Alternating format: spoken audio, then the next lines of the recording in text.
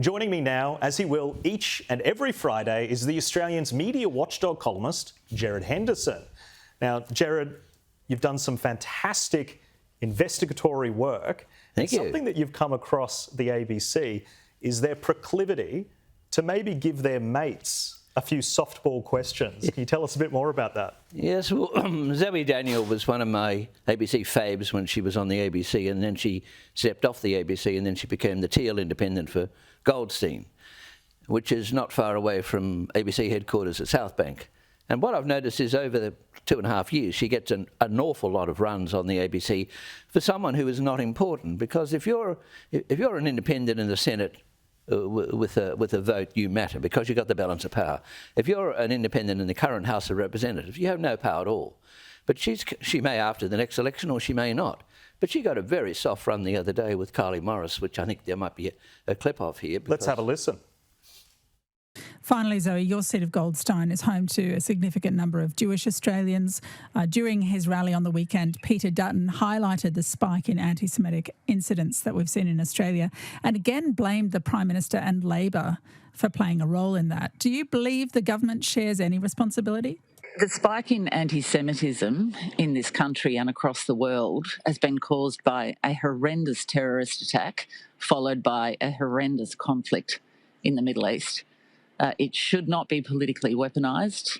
It's terrible and it should not be happening, and it is of great concern to me in regard to what's happening in the community of Goldstein and anti-Semitism towards Jewish Australians. We should all be working together to resolve that, not throwing fuel on it for the sake of politics. Well, what you've got there is a leading question by the interviewer, and was the only question asked about Israel and Gaza on that segment, in spite of the fact that Zoe Daniel's electorate of Goldstein has many Jewish Australians in there. So you have a suggestion in the question, the only question that's asked on the topic, that the essential problem with anti-Semitism in Australia is the fact that the opposition leader, Peter Dutton, has expressed concern about it. And then Zoe Daniel comes back and says, well, it's the only person she points a finger at is Peter Dutton. So talk about a soft question for a Teal who may want to be part of a minority government with Peter Dutton after the next election, or may not.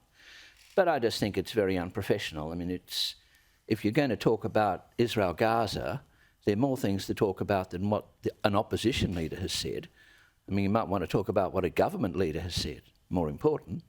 But they're sort of mates. I mean, the other point there is that someone should have said, well, Zoe Daniel, who's now the member for Goldstein, is a long-time ABC reporter.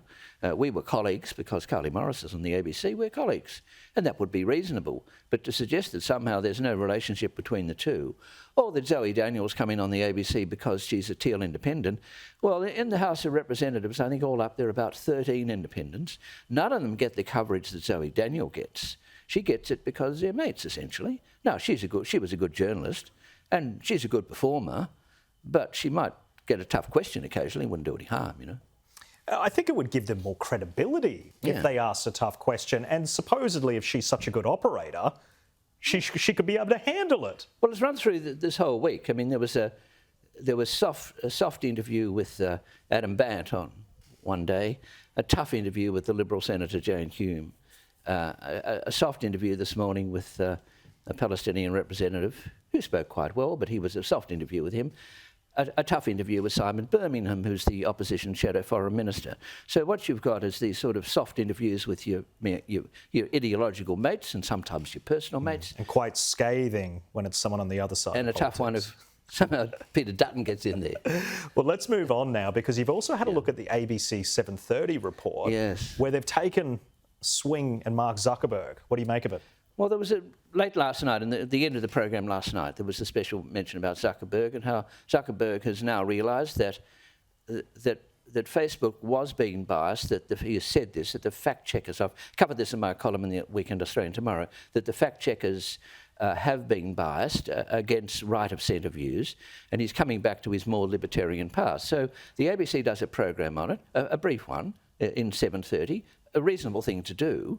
But the two commentators they have on are both very strong critics of Zuckerberg, including Lizzie O'Shea, who's a well-known left-wing lawyer from Melbourne. But you know, if you're going to get a comment from her, Could have had a comment from us. Those fact checkers came after us during the referendum. Yes, they came after Peter Credlin. Yeah. And you've got these 22-year-old activists trying to rule on how long a document is. Is it 1 page? Is it 6 page? Does it matter? I mean, the ABC presents misinformation and disinformation as if there's only one view on it. But matters that some people classify as misinformation are classified as true by others. And so you've got a lot of young left-wing people working around censoring, essentially. And Zuckerberg has said after a number of years, he said, look, we're not going to do this anymore, we're going to do a different way of looking at it.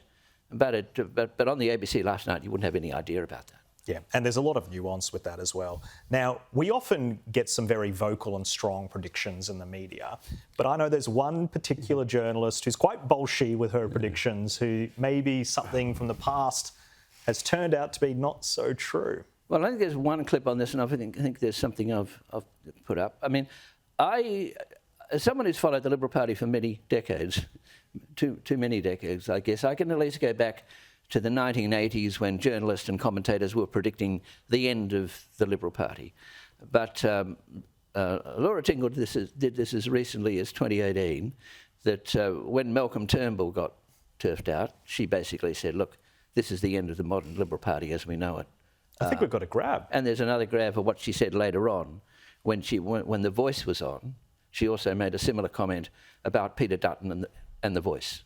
Let's have a listen. I don't think it's necessarily going to do any good for Peter Dutton if the no case wins in the long term.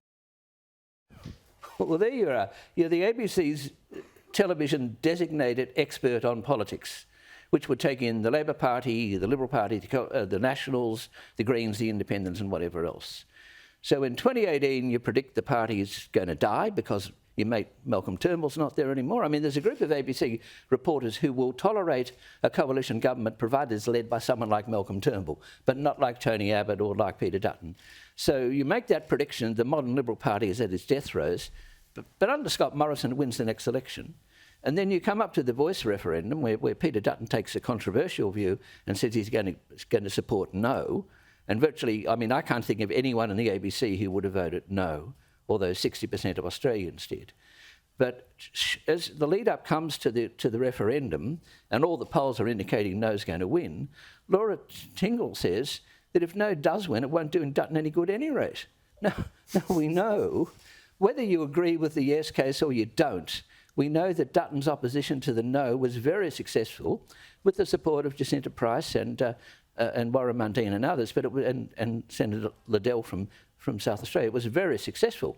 But there's Laura Tingle saying, well, if no wins or not, it won't help Dutton. Well, that's just profoundly wrong. So it seemed to me, if you're making all these profoundly wrong predictions about the Liberal Party, perhaps you might retire from the Liberal Party and just talk about the Greens or something for a change. But no one's predicted the end of the Greens, but there you go. Brilliant. Gerard Henderson, thank you so much for taking us through all of that.